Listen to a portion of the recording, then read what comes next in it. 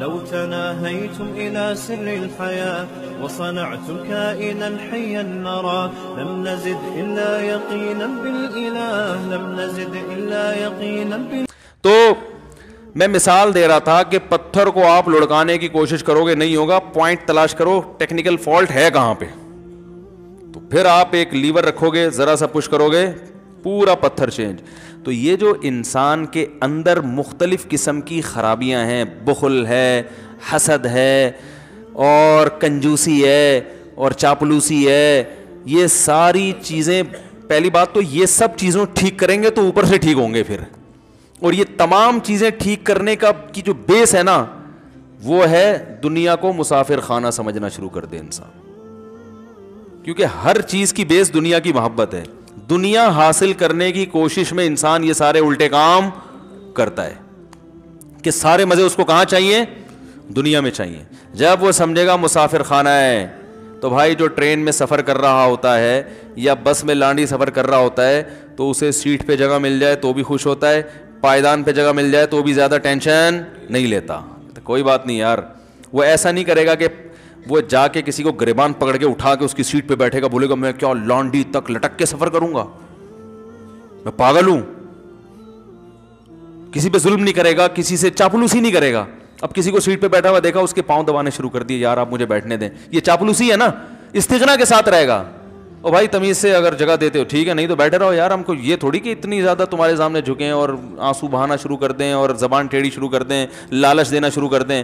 پائیدان ہے یار, چلتا ہے یہ بھی, بلکہ اس کے مزے لے گا پائیدان کے, اور لٹکے گا اور جھانک جھانک کے نا. ساری خرابیوں کی وجہ دنیا کی محبت. حب الدنیا رأس کل خطیئہ, دنیا کی محبت ہر برائی کی جڑ ہے.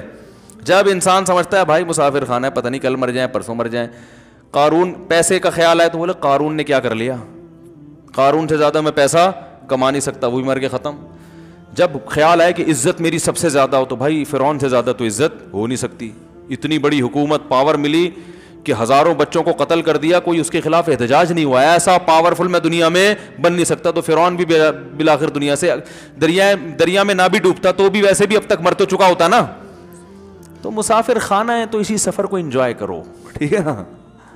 تمیز سے روٹی مل جائے ٹھیک ہے, ذلت کے ساتھ نہیں چاہیے. دھونے والے اپنے پیسوں کے بہت ہیں, اب بھیک نہیں مانگے گا ایسی صورت میں, کہے گا بھائی محنت کرو, مزدوری کرو. ایک مزدور کو میں نے دیکھا, بڑے غیرت مند ہوتے ہیں, غریب غیرت مند مل جائے نا مزہ آ جاتا ہے یار, کہ کھانے کو روٹی نہیں اور ایسا استغنا. وہ بڑی پیاری بات کی اس نے, کہا اس کی کسی شیٹھ نے دعوت کی اس مزدور کی نا, غریب کی. ایک دفعہ کھانا کھلایا, 2 دفعہ کھلایا, تیسری دفعہ بلایا وہ نہیں گیا. میں نے کہا کیوں نہیں جا رہے؟ کہہ رہا بھائی اپنے گھر کی جو سوکھی روٹی ہے نا وہ دوسرے کے بریانی سے اچھی ہے. میں نے کہا یار کیا ماشاءاللہ, اللہ نے اس کو ایسے آدمی پہ خرچ کرنے کا بھی دل چاہتا ہے. دل چاہتا ہے بھائی تو لے لے ہم سے زکوٰۃ, ٹھیک ہے نا, تو لے لے ہم سے صدقہ. تو جب ہمارا دل چاہتا ہے ایسے آدمی پہ, تو اللہ کا نہیں چاہتا ہوگا ہے بھائی؟ اللہ کا بھی چاہتا ہے کہ ایسے کو کھلاؤں. پھر اللہ غیب سے اس کی مدد کرتے ہیں, لوگوں کے سامنے ہاتھ پھیلانے سے اس کو بچاتے ہیں.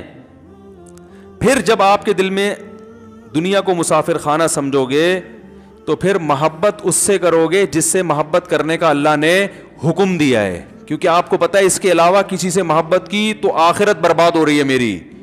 دنیا تو گزر جائے گی نا, سفر ہے بھائی. تو سفر میں انسان ایسے کام نہیں کرتا جس سے منزل خراب ہو جائے. سفر کا بیڑا غرق کر دے گا, منزل نہیں خراب کرے گا وہ کبھی بھی. میں نے بعض دفعہ لوگ دیکھے ہیں, ایک سنار کو دیکھا پھٹے پرانے کپڑے پہن کے پرانی سی بائک پہ جا رہا ہے, اور کئی تولے سونا کمبخت نے جیب میں ڈالا. کمبخت تو نہیں کہنا چاہیے, بڑا نیک آدمی جیب میں ڈالا ہوا ہے. وہ سن رہے ہوتے ہیں, وہ سن نہ لے بھائی بہن آپ سن رہے ہیں تو غلطی سے کمبخت نکل گیا, آپ کمبخت نہیں ہیں. وہ میرے بیان سنتے ہیں, وہ تو کمبخت تو میرے ایک ٹرم ہے نا, اصطلاح ہے.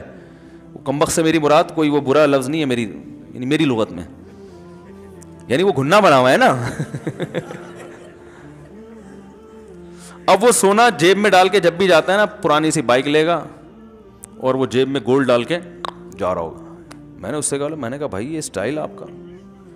اس نے کہا بھائی جان میں اگر گاڑی میں جاؤں, لوگوں کو پتہ بھی ہے کہ سنا رہے, تو میں منزل پہ اس کے الفاظ منزل نہیں ہے, میں اپنے الفاظ میں ڈیفائن کر رہا ہوں کہ بھائی منزل پہ نہیں, راستے میں لٹ پٹ جاؤں گا میں.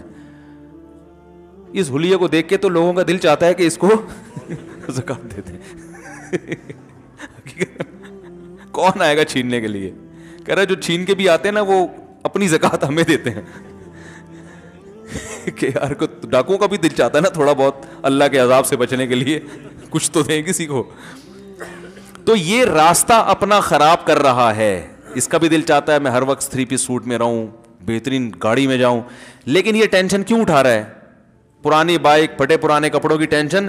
منزل اچھی ہو, وہاں پہنچ کے سونا, جہاں پہنچانا ہے وہاں پہنچا دوں, شاپ پہ پہنچانا ہے, کسی کسٹمر کو ڈیلیور کرنا ہے, پیسے ملیں گے, بینک میں پیسے جائیں گے ڈائریکٹ. تو منزل کی خاطر انسان اپنے سفر کو برباد کر دیتا ہے, سفر کی خاطر منزل پہ سودا نہیں کرتا. جب یہ بات دماغ میں آ جائے گی بھائی مسافر خانہ ہے, بھاڑ میں جائے, کوئی عزت دیتا ہے دے, نہیں دیتا نہ دے. محبت ماں سے کریں گے, باپ سے کریں گے, بہن بھائیوں سے کریں گے, دوست اگلے درجے میں. دوست سے مالی فائدے ہیں نا بھائی, مالی فائدے ٹھیک ہیں, لیکن باپ پہلے. باپ کی خاطر, تیری خاطر باپ کو نہیں چھوڑوں گا میں. سمجھ رہے ہو کہ نہیں سمجھ رہے؟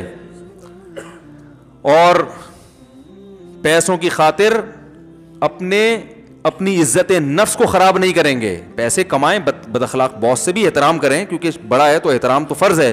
اتنا نہیں جھک جائیں گے کہ لالچ میں آ جائے, لالچ میں نہیں آنا ہے. ایک حدیث سنا کے بیان ختم کرتا ہوں. ابو سعید خدری رضی اللہ تعالی عنہ فرماتے ہیں میں بچہ تھا, نبی صلی اللہ علیہ وسلم نے نا غزوہ احد میں بہت سے صحابہ شہید ہو گئے تھے جن کے گھروں کے چولہے بند ہو گئے.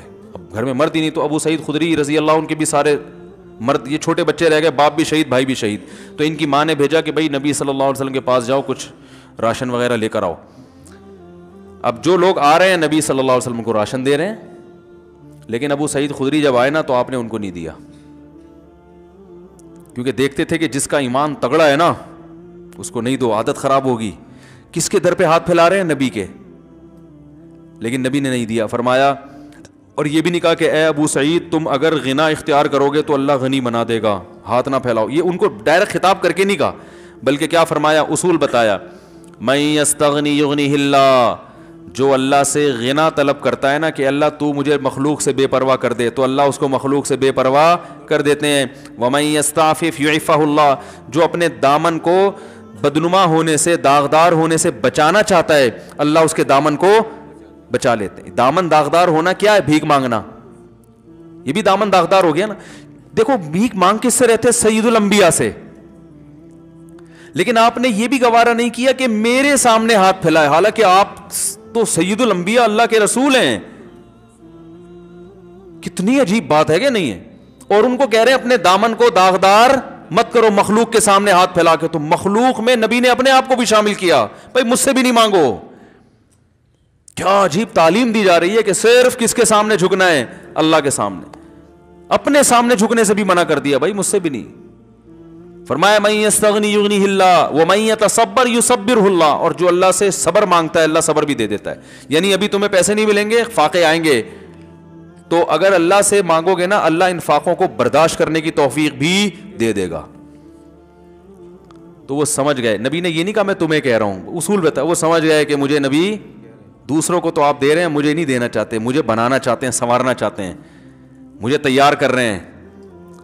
حالانکہ بچے تھے, سمجھ گئے, چلے گئے. ماں کو جا کے بتایا, بھائی صبر. کہتے ہیں اس دن کے بعد سے لے کے موت تک ابو سعید خدری رضی اللہ عنہ نے کبھی کسی کے سامنے ہاتھ, اور پھر اللہ نے ایسا مال دیا, ایسا نوازا حضرت ابو سعید خدری کو, پوری عمر مکمل کر کے دنیا سے گئے. ہوا و حرص والا دل بدل دے, میرا غفلت میں ڈوبا دل بدل دے.